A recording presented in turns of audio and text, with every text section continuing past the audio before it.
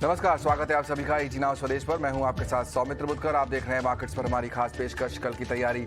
आइए सबसे पहले बता दें क्या खास लेकर आए हैं हम शो में आज आपके लिए। यात्रियों के लिए इंडिगो एयरलाइंस एक नई पहल कर रहा है। क्या है वो, किस तरह से मिलेगा आपको उसका फायदा, बताएंगे शो में आगे। आरबीआई की क्रेडिट पॉलिसी आने वाली है, क्या है उम्मीदें और किस तरह बाजार रिएक्ट कर सकता है, ये भी समझेंगे हमारे मेहमानों से। और साथ ही साथ कल के लिए कुछ दमदार ट्रेडिंग आइडियाज भी होंगे शो में शामिल। तो बाजार की लगातार 6 दिनों की तेजी पर आखिरकार आज ब्रेक लग ही गया। भारी उतार चढ़ाव के बीच निफ्टी 17,400 के नीचे जाकर बंद हुआ। वहीं निफ्टी बैंक में 200 अंकों से ज्यादा की गिरावट देखने को मिली। आईटी और फार्मा शेयरों से बाजार को कुछ सपोर्ट मिला। पूरे दिन बाजार में और किस तरह का एक्शन रहा, बता रही है मेरी सहयोगी मानसी दवे। वॉलेटिलिटी एक्सपेक्टेड थी क्योंकि वीकली एक्सपायरी का सेशन था और वॉलेटिलिटी ही दिन भर बाजार में हावी होती हुई दिखी। उतार चढ़ाव के बीच बाजार ने ट्रेड किया। कहीं भी करेक्शन आने पर बाजार जो है एक लेवल को बचा नहीं पा रहा था, इंटैक्ट नहीं रख पा रहा था। हालांकि आखिरी कुछ मिनटों में बाजार ने रिकवरी भी अटेम्प्ट की, लेकिन सेक्टर स्पेसिफिक और स्टॉक स्पेसिफिक मूव जरूर नजर आए क्योंकि रिजल्ट का इंपैक्ट कई सारे स्टॉक्स पर देखने को मिला। ऑफकोर्स फार्मा स्पेस आज इसी की बात सबसे पहले होनी चाहिए क्योंकि फार्मा सेक्टर में अच्छी मजबूती के बीच ट्रेड्स हमने देखे और इनफैक्ट फार्मा से जुड़े कई सारे काउंटर्स थे, एक एक करके उनमें भी स्टॉक स्पेसिफिक मूव्स जो है ऑन पॉजिटिव साइड आते हुए दिखे। एयू स्मॉल फाइनेंस बैंक के क्यूआईपी को काफी अच्छा रिस्पांस मिलता हुआ दिखा और दिन भर स्टॉक में अच्छी तेजी के बीच ही ट्रेड रहा। इसके अलावा रेडिंगटन और पीआई इंडस्ट्रीज ने पॉजिटिव रिजल्ट्स पोस्ट किए जिसका सीधा असर यहां पर देखने को मिला। 9% की तेजी रेडिंगटन में और पीआई इंडस्ट्रीज में करीब 4% की तेजी पर ट्रेड्स देखने को मिले। डाबर ड्यूरिंग दी मार्केट आज नंबर्स आते हुए दिखे और नंबर्स अच्छे रहे जिसका सीधा असर था जो कि डाबर में प्ले आउट होता हुआ दिखा। मजबूती के साथ स्टॉक में भी ट्रेड देखने को मिला और महिंद्रा एंड महिंद्रा के नंबर्स एक्सपेक्टेड हैं, एक्सपेक्टेशंस नंबर से अच्छी और इसी के चलते हमने देखा स्टॉक में अच्छी मजबूती थी। निफ्टी के चढ़ने वाले स्टॉक्स की सूची को अगर देखेंगे, इन्फोसिस, सन फार्मा, सिप्ला, नेस्ले जैसे काउंटर्स थे जिन्होंने दिन भर बाजार के सेंटिमेंट्स को बूस्ट अप किया। आईटी स्पेस में टीसीएस भी रहा जिसने अच्छी तेजी दिखाई। लगातार 2 सेशन से हम देख रहे हैं आईटी में अच्छी मजबूती है। बिकवाली का दबाव Reliance, ICICI bank, SBI, NTPC, axis bank जैसे स्टॉक्स में देखने को मिला। बैंकिंग काउंटर्स में आज इतनी मजबूती नहीं थी। अमूमन हम देखते हैं बैंकिंग जो है निफ्टी के मुकाबले काफी हद तक परफॉर्म करने की कोशिश जरूर करता है, लेकिन बैंक निफ्टी की तरफ से कमजोरी ज्यादा हावी होती हुई दिखी। मिड कैप काउंटर्स में वरुण बेवरेजेस लिमिटेड करीब 3 ट्रेडिंग सेशन से मजबूती दिखा रहा है। Ipca labs, India mart, AU small finance, Astral और लॉरस लैब्स पर फोकस रहा। सेक्टर स्पेसिफिक बटा हुआ था बाजार क्योंकि हमने देखा फार्मा, आईटी और कुछ हद तक एफएमसीजी प्ले और मेटल्स में भी मजबूती रही, लेकिन इसके अलावा फाइनेंशियल सर्विसेज, निजी बैंक क्षेत्र और सरकारी बैंक क्षेत्र में कमजोरी का दबाव देखने को मिला। तो ऑल इन ऑल उतार चढ़ाव भरा सेशन और क्लोजिंग भी कुछ ऐसी ही देखने को मिली। बिल्कुल, तो वो रहा दिन भर के बाजार का हाल। लेकिन कल है हफ्ते का आखिरी ट्रेडिंग सेशन। कैसा रह सकता है बाजार, जानते हैं मेरे 2 खास मेहमानों से। रवि सिंह और देवांग शाह मेरे साथ जुड़ रहे हैं। आप दोनों का बहुत बहुत स्वागत। देवांग, दिन की शुरुआत जब हुई आज तो ऐसा लगा था कि 17,400 भी क्रॉस हो जाएगा। पिछले 6 दिन से हम अच्छी तेजी दिखाई रहे थे लेकिन वो हो नहीं पाया। 17,380 के आसपास जाके जो हम बंद हुए हैं, क्या लगता है कितना स्ट्रॉन्ग सपोर्ट ये बेस बनाया हुआ है, क्योंकि बहुत दिनों से ये लेवल हमने तोड़ा नहीं है। डेफिनेटली हमने आज देखा कि मार्केट ने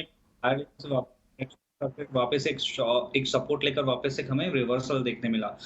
तो आई थिंक ओवरऑल ट्रेंड अगर निफ्टी का देखा जाए तो निफ्टी का trend short term trend positive है। तो यहाँ पे अगर बाय ऑन डिप्स की स्ट्रेटजी रखनी चाहिए। यस, डेफिनेटली वॉलेटाइल सेशन देखने मिलेगा आगे आने वाले सेशन में भी। निफ्टी के सपोर्ट की बात करें, फ्यूचर के सपोर्ट है 17,150 का सपोर्ट है निफ्टी का। रेजिस्टेंस की जहां तक बात करें 17,500 17,550 का एक रेजिस्टेंस जोन है निफ्टी के लिए। 17,500 17,550 के आसपास रेजिस्टेंस दिखाई देता है। बहुत जल्दी शायद उस लेवल पर हम पहुंचते हुए दिखाई नहीं देंगे। रवि, इस समय क्या मूड है बाजार में? कई सारी जो खबरें हैं वो धीरे धीरे फैक्टर इन होती जा रही हैं। ग्लोबल जो मंदी की चिंता एक दिख रही है, उससे निपटने के लिए सेंट्रल बैंक सामने आ रहे हैं। पहले फेडरल रिजर्व ने इंटरेस्ट रेट बढ़ाया और आज बैंक ऑफ इंग्लैंड ने जो है अपने इंटरेस्ट रेट बढ़ा दिए हैं। वो 27 साल के जो है मैं पहली बार इतना इंटरेस्ट रेट बढ़ाया है। वहां पर जाहिर तौर पर ज़रूरत भी है क्योंकि जो महंगाई है वो वहाँ भी 40 साल की हाई पे चल रहा है। कल हमारी भी क्रेडिट पॉलिसी आने वाली है और यही उम्मीद है कि यहाँ पर भी इंटरेस्ट रेट बढ़ाया जाएगा। क्या बाजार ने ये सब फैक्टर इन किया हुआ है? आपको लगता है कि बाजार का जो अंडर करंट है वो अभी भी तेजी का ही है?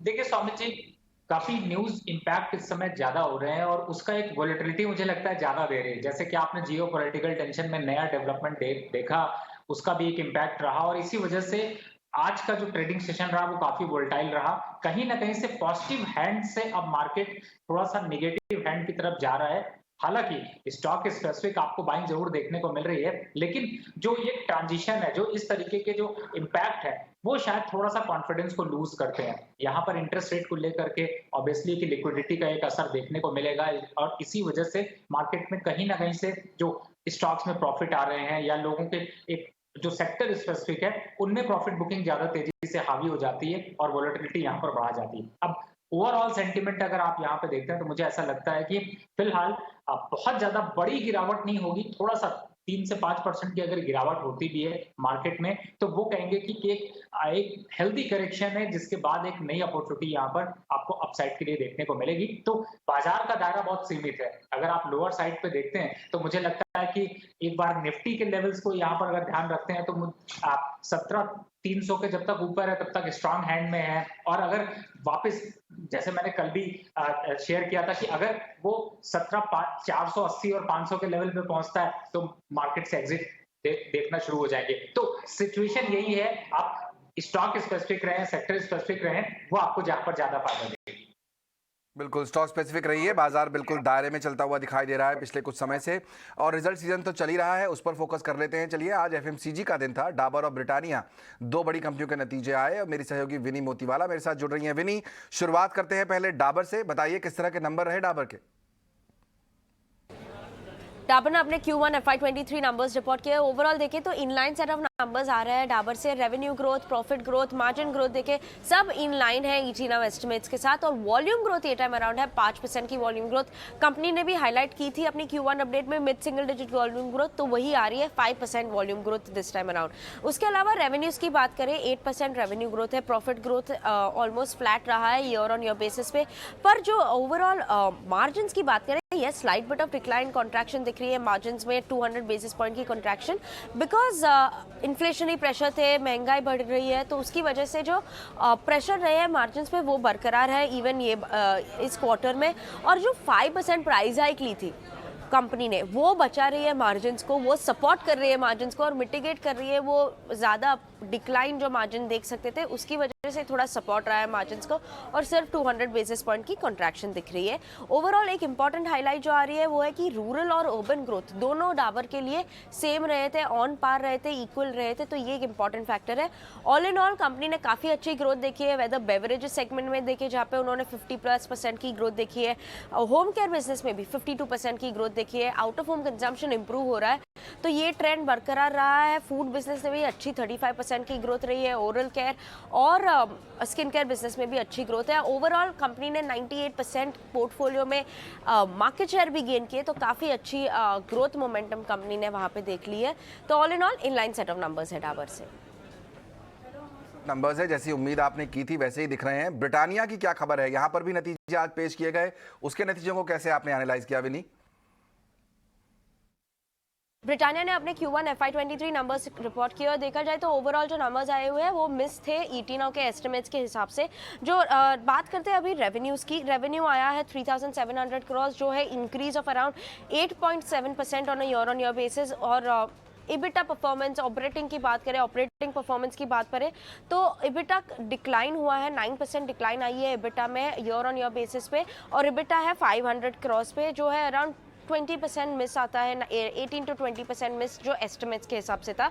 मार्जिन्स भी काफ़ी शार्प कॉन्ट्रैक्शन दिख रही है, मार्जिन्स में भी मार्जिन्स है 13.5% वर्सेस 16.3% लास्ट ईयर, तो अराउंड 300 बेसिस पॉइंट की कॉन्ट्रैक्शन आ रही है मार्जिन्स में भी। और बॉटम लाइन की बात करें तो वो भी प्रेशर में ही रहा है, 13% डिक्लाइन दिख रही है बॉटम लाइन और प्रॉफिट्स में भी, और प्रॉफिट्स आ रहे हैं 337 करोड़ पे।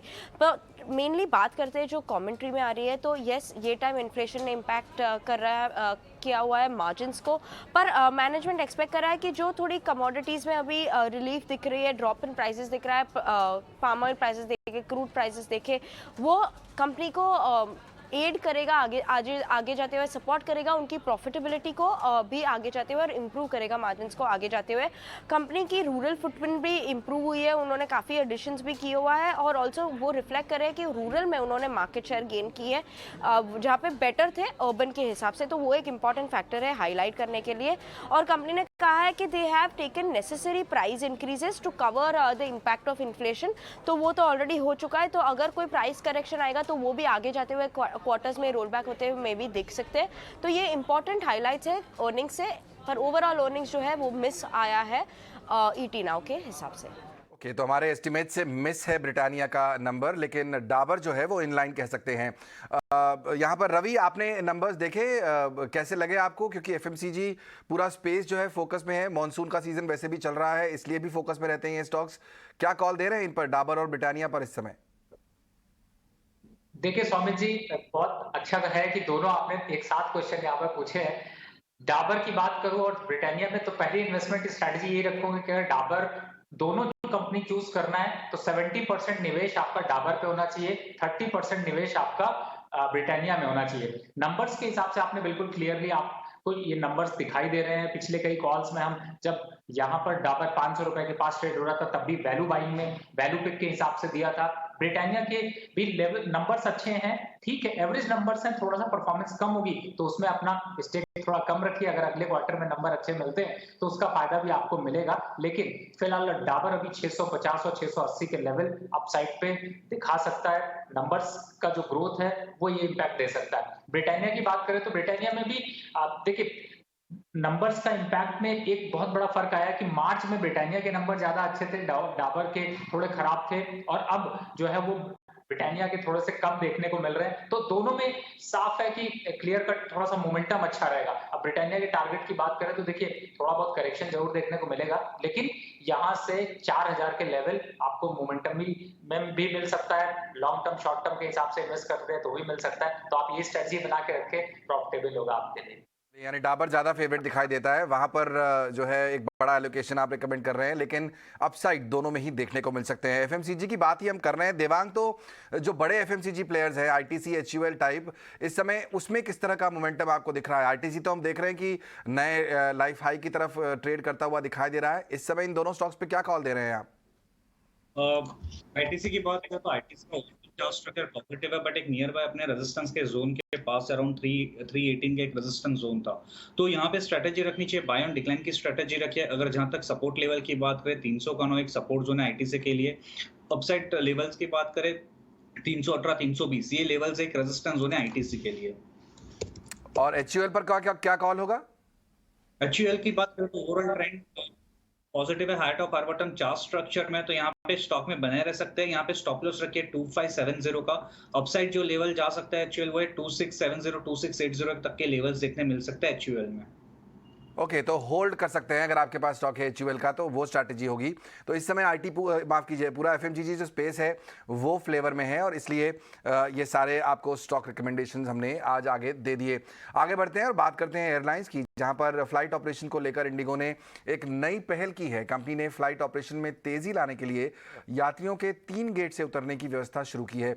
इससे गो अराउंड टाइम और लागत में कमी आएगी। पूरी डिटेल्स दे रहे हैं मेरे सहयोगी समीर दीक्षित।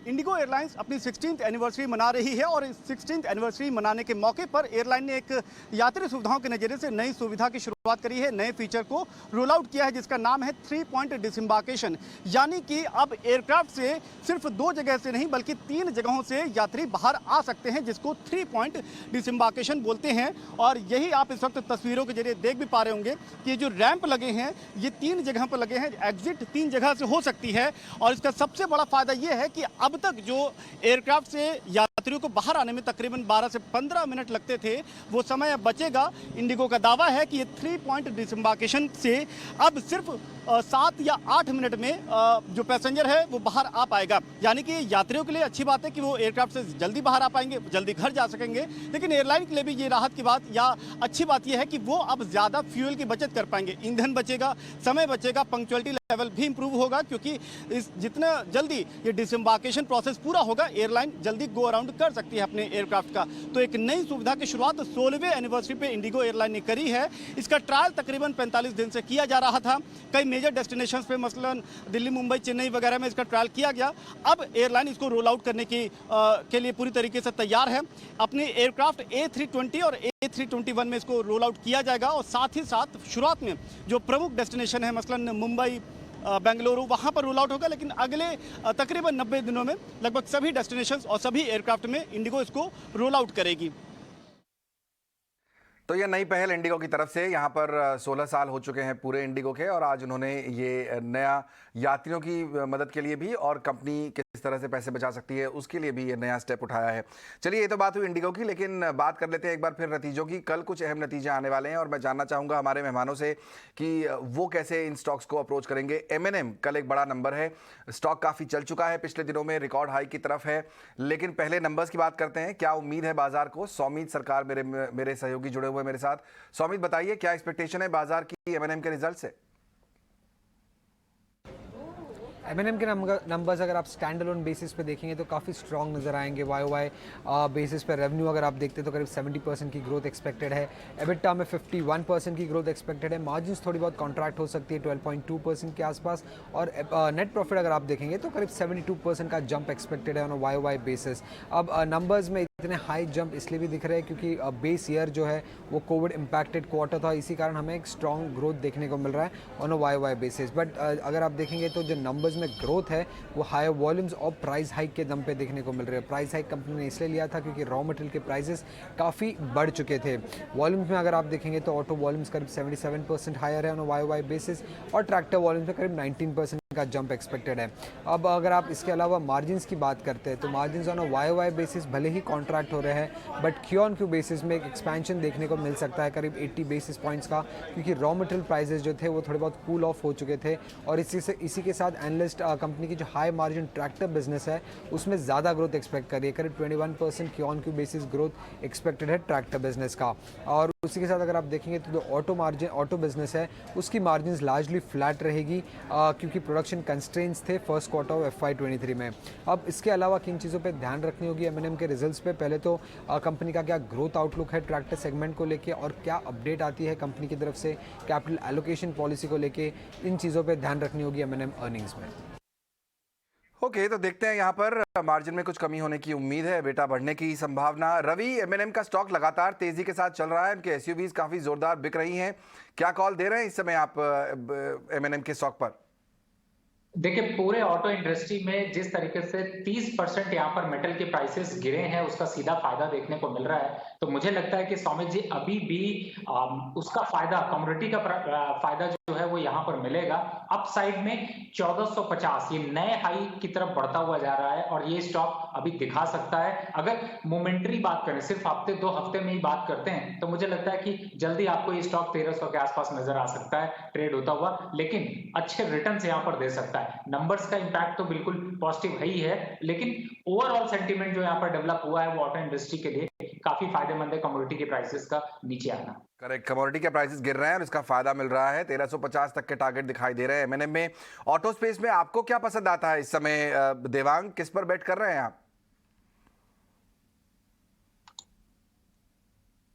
कि टाटा मोटर का जिस तरीके का चार्ट स्ट्रक्चर है, ओवरऑल हमने देखा आफ्टर द कंसोलिडेशन एक अच्छा ब्रेकआउट देखने मिला है स्टॉक के अंदर। तो टाटा मोटर पे हमारी खरीदने की सलाह रहेगी। यहाँ स्टॉप लॉस रखना चाहिए 455 का, और ऊपर के तरफ के जो लेवल्स है वो 485 तक के लेवल्स देखने मिल सकते हैं टाटा मोटर्स में। 485 तक के लेवल्स टाटा मोटर्स में, तो टाटा मोटर्स यहाँ पर पसंद आता है देवांग को, उसको आप रख सकते हैं अपने नज़र में। एक और बड़ी कंपनी के नतीजे कल आने वाले हैं, वो है टाइटन। विनी एक बार फिर हमारे साथ मौजूद है। विनी, बताइए, इस बार प्रीव्यू मांगते हैं आपसे। आपने 2 अच्छे रिव्यूज हमें दिए FMCG कंपनियों के, टाइटन से क्या उम्मीद है इस बार? टाइटन अपने Q1 FY23 नंबर्स रिपोर्ट करने वाले हैं और उसमें देखा जाए तो क्या सपोर्ट कर रहा है टाइटन के नंबर्स को ये टाइम। वन तो लास्ट टाइम काफ़ी लो बेस था, तो वो एक लो बेस की वजह से ये टाइम के अर्निंग्स काफ़ी above and over and higher लगेंगे, पर उसके अलावा भी थे स्ट्रॉन्ग अक्षय तृतीया सेल्स, वो भी काफ़ी अच्छे थे। फेस्टिव सीजन थे, सेल्स अच्छे थे, तो उसकी वजह से ज्वेलरी सेगमेंट की जो सेल्स है वो भी काफ़ी अच्छी एक्सपेक्टेड है this time around. Now Titan के Q1 अपडेट में कंपनी ने बताया था कि वो लोग 200% ग्रोथ एक्सपेक्ट कर रहे हैं ज्वेलरी की रेवेन्यू में, mainly because of the strong Akshaya Tritiya sales. उसके अलावा बिजनेस रेवेन्यू ग्रोथ जो है, watches business revenue growth, eyewear business revenue growth, वहाँ पे भी अच्छी ग्रोथ एक्सपेक्टेड है this time around. Around year on year basis पे 2-3 टाइम्स ग्रोथ एक्सपेक्टेड है दोनों सेगमेंट्स में भी। मार्जिन स्ट्रॉन्ग एक्सपेंशन एक्सपेक्टेड है क्योंकि overall better studded jewellery ratio है जो ओवरऑल सपोर्ट करेगा मार्जिन को, और उसके अलावा operating leverage factors pre Covid levels पे भी पहुंच गए काफ़ी सेल्स, तो ये भी एक इंपॉर्टेंट फैक्टर है जो सपोर्ट करेगा ओवरऑल टाइटन के अर्निंग्स को। All in all strong numbers expected है दिस टाइम अराउंड टाइटन से। शुक्रिया विनी इस पूरे अपडेट के लिए। स्ट्रॉन्ग नंबर्स एक्सपेक्टेड है। रवि, अब तो त्योहारों का सीजन भी आने वाला है, खूब बिक्री होगी, शायद लोग बाहर निकल रहे हैं धीरे धीरे और अब जो है बाजार पूरे भरे हुए हैं, टाइटन की बिक्री बढ़ेगी क्या? इस उम्मीद में स्टॉक को लेना चाहिए? देखिए 2650 और 2680 के लेवल तक अभी जा सकता है, तो इन्वेस्टर के पॉइंट ऑफ व्यू से देखें तो एक साल में 34-34.5% का इसने रिटर्न दिया है, तो मुझे लगता है कि अभी भी यहाँ से रिस्क रिवॉर्ड रेशियो काफी अच्छा है। अगर जो छोटे ट्रेडर हैं वो रिस्क रिवॉर्ड अगर देखते हैं तो मुझे लगता है 2600 और 2680 ये दो लेवल्स हैं जिनके लिए अगर आप वेट कर सकते हैं तो अच्छा है, एक बार को जरूर लेना चाहिए, क्योंकि नवंबर दिसंबर तक में ये स्टॉक काफी अच्छे मोमेंटम यहाँ पर दिखा सकता है। और जो आपने सेल्स की बात की है, अगर ओवरऑल सेल्स ग्रोथ यहाँ पर देखते हैं तो मुझे लगता है कि इन्वेस्टर को यहाँ पर हेजिटेट नहीं होना चाहिए इन्वेस्टमेंट करने से। ओके, हेजिटेट ना करें, यहाँ पर 2600 के ऊपर के लेवल्स देखने को मिल सकते हैं आपको। कंपनी के रिजल्ट्स आने वाले हैं और उम्मीद ये है कि इस बार भी सेल्स अच्छी रही है, और अब तो त्योहारों का सीजन आ रहा है, उस पर भी नजर रखनी चाहिए। आप कैसे फोकस करेंगे ये जो जेम्स एंड ज्वेलरी का सेक्शन है देवांग, उस पर कल्याण ज्वेलर्स जैसा स्टॉक भी है यहाँ पर, हालांकि टाइटन बड़ी कंपनी है, किसके साथ रहना पसंद करेंगे और किस तरह के अप्रोच करना चाहिए ट्रेडर्स को? जी, अगर हम टाइटन की बात करें, ओवरऑल चार्ट स्ट्रक्चर तो पॉजिटिव है, वो इवन एक लॉन्ग टर्म मूविंग एवरेज के सपोर्ट पे टाइटन, तो यहाँ पे आई वुड से कि एक होल्ड करे स्टॉक को, अगर है तो यहाँ पे स्टॉप लॉस रखे एक 2350 का, ऊपर की तरफ के जो लेवल है 2470 तक के जो लेवल है वहां तक देखने मिल सकता है टाइटन। ओके, शॉर्ट टर्म में 2470 तक के लेवल देखने को मिल सकते हैं, और अगर आप थोड़ा पेशेंस रखें तो 2600 के ऊपर के लेवल भी ये स्टॉक शायद आपको दिखा सकता है। चलिए, ये तो बात हुई टाइटन की, आगे बढ़ते हैं और अब हमारे मेहमानों से जानते हैं कि कल का दिन जो काफ़ी अहम है, क्योंकि आरबीआई की पॉलिसी भी आनी चाहिए, कैसे ट्रेड करना चाहिए, कौन से स्टॉक्स पर फोकस होना चाहिए। वक्त है वीआईपी शेयर्स का।